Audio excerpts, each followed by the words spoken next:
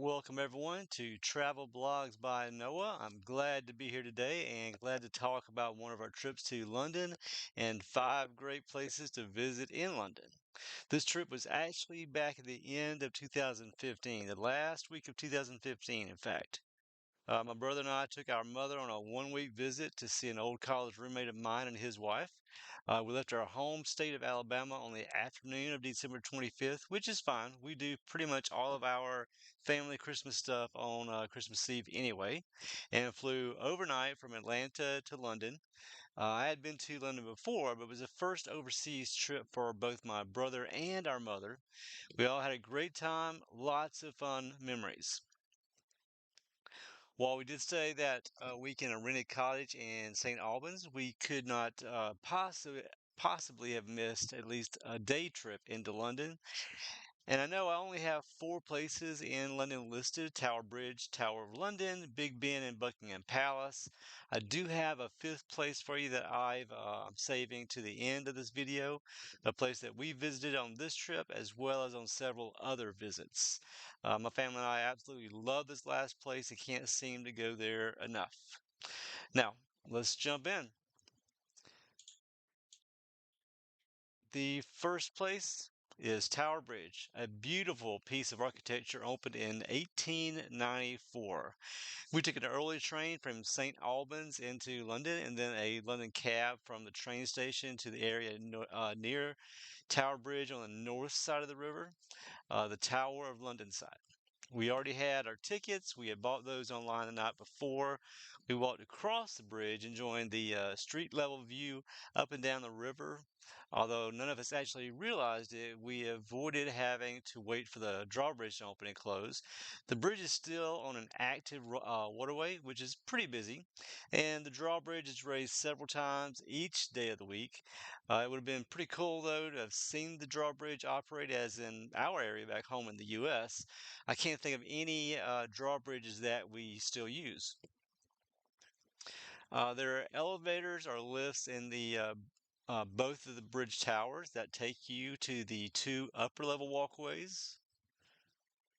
The walkways themselves are well worth the tour tickets. The 2 key selling points for the walkways are the amazing views east and west and the glass floors that look down about 110 feet to the street level bridge or about 137 feet to the river.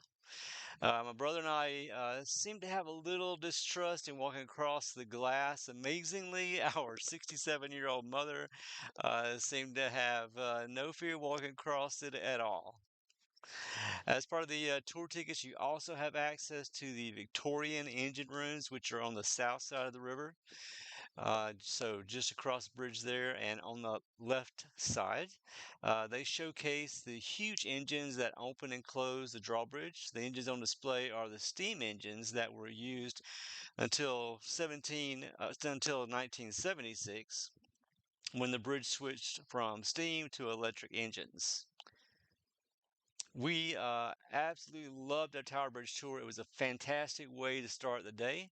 As a quick side note, the barrel-shaped building on the upper right side of your screen is the mayor's office for policing and crime. Just stands out as a unique shaped structure on your right-hand side there.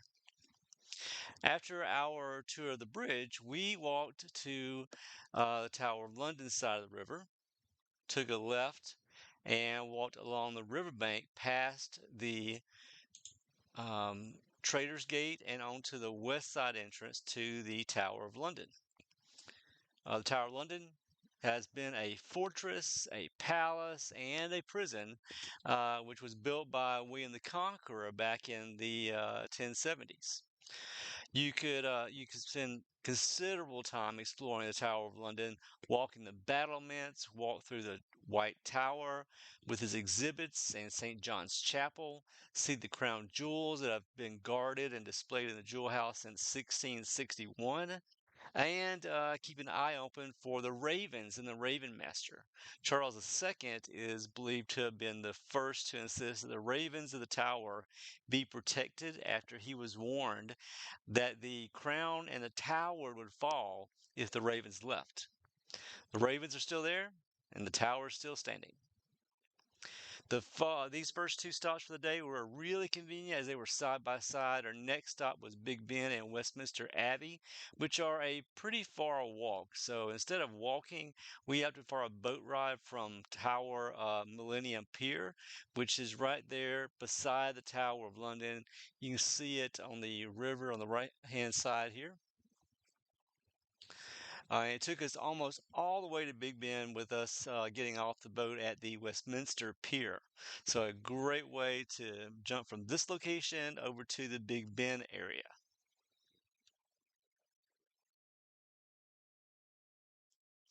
Let's talk about Big Ben next.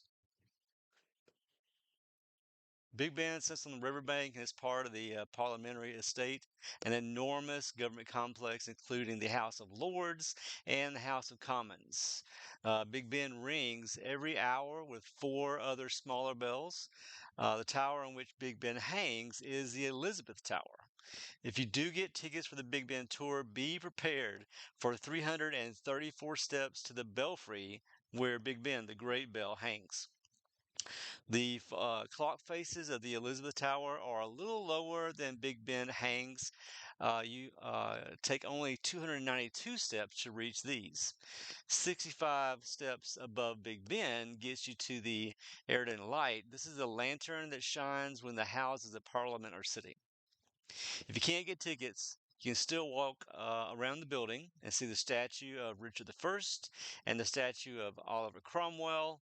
That's going to be located right here's one statue, and then right around the corner is the other one. And then you can walk across the street to Parliament Square Garden and Westminster Abbey, which is a beautifully impressive Gothic church and still the site used for coronation since 1066, in fact. You'll find Stephen Hawking and Sir Isaac Newton's graves there at Westminster Abbey. Prince William married Catherine Middleton in 2011 here. And on the screen here, this large building on the right hand side, this is Westminster Abbey. You've got Sir Isaac Newton and um, Stephen Hawking about in this area on the, I believe, on this right hand side of the building. This right here is the little park for Parliament Square Garden. And then after we left the tour here, we went down this road towards the bottom of your screen for the next stop. So after leaving Westminster Abbey, we walked down Parliament Street, past Downing Street to Whitehall, where you can find the Royal Horse Guards and watch the changing of the guards, which we did. And then we walked through the building's arched opening into St. James Park and on to Buckingham Palace. Um, on a decent weather day, this is an excellent way to take in some free sightseeing. It was cold that day for us, but sunny and truly enjoyable. We did not get to go on the tour of Buckingham Palace, but definitely we enjoyed the walk with the horses, guards, the park, and the history tied to everything everywhere you look. It's a lot of sightseeing. But it is a rewarding and memory creating way to spend a day. You can fit other places into your day and night, like Trafalgar Square and the National Gallery, which has free entry with donations encouraged. So if you have only one day in London, these are some awesome places to include on your tour. Wrapping things up, I did promise you 5 places in London to tour: Tower Bridge, Tower of London, Big Ben, and Buckingham Palace. Plus, I threw in Westminster Abbey, Whitehall, St. James's Park, Trafalgar Square, and the National Gallery, all within easy distance of each other. That's more than 5 places for you. But I do want to cover one more place, which is actually outside of London by quite a ways. And it is really a day trip by itself to Stonehenge. This is just a quick little video here, the hop that we took from Tower Bridge to the Tower of London. We went down the river by boat all the way to Westminster Pier, a little bit across the river there, and then to the Big Ben area with Westminster Abbey. That jumps over to Whitehall there. We walked through that building to the left, through St. James's Park to Buckingham Palace. Great little walking part for the day, and a boat ride as well. And then the the next day, because you really could not do all that plus Stonehenge in one day, is where we would actually take a um, car or a bus tour all the way outside of London to the Stonehenge site.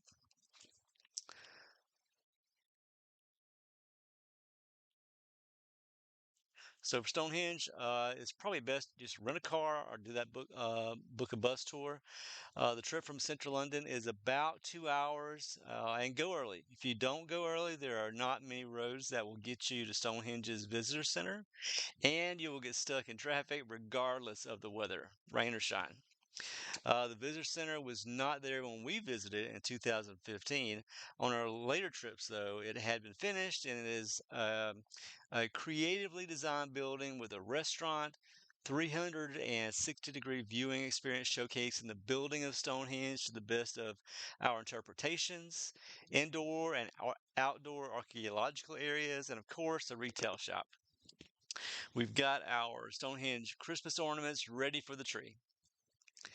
My family and I have been to Stonehenge on several of our trips. We are kind of drawn to it and love the experience. Adding this UNESCO World Heritage Site to your itinerary will enrich your appreciation of those who came before us. It definitely has helped enrich ours. In closing, I have a few pictures from this trip to pull everything together. I'll share. Let me just get those started with you. Looking back, these are some shots of all of us going through the Tower Bridge, our mother, my brother walking across the glass walkways. This is some Big Ben shots, Trafalgar Square, T. That's the visitor center from Stonehenge, and Stonehenge itself on the right. And we took this trip at the end of 2015, so we spent New Year's Eve in St. Albans. I should have slowed that down a little bit and looked at those shots from the New Year's Eve party in St. Albans, but had a great time. Yeah, let me just so I can switch back one screen there for you. Great seeing everybody, especially Howie from my college days, and meeting new friends along the way. All right, everybody, I have links in the comments from my blog site with travel tip sheets, quick reference links to travel sites like the ticket sales sites, links to travel store merchandise so that you can have your own little piece of England, even if you can't go there in person. Everybody ships nowadays. And I'm working on similar videos for our trips to Scotland, France, the Swiss Alps, Italy, and who knows where we're headed after that. All right, thanks, everybody. Have a great day.